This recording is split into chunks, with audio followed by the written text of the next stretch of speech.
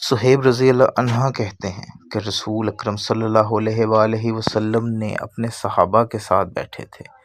اچانک مسکرا دیے۔ آپ صلی اللہ علیہ وآلہ وسلم نے فرمایا، کیا تم پوچھو گے نہیں کہ میں کیوں مسکرایا؟ صحابہ نے کہا، اے اللہ کے رسول، آپ کس وجہ سے مسکرائے؟ آپ صلی اللہ علیہ وآلہ وسلم نے فرمایا، میں مومن کے معاملے سے خوش ہوا، اس کا سارا معاملہ بھلائی ہے، اس کی پسندیدہ چیز اسے مل جائے تو اللہ کا شکر کرتا ہے اور یہ اس کے لیے بہتر ہے، اگر ناپسندیدہ چیز سے اس کا سامنا ہو جائے تو صبر کرتا ہے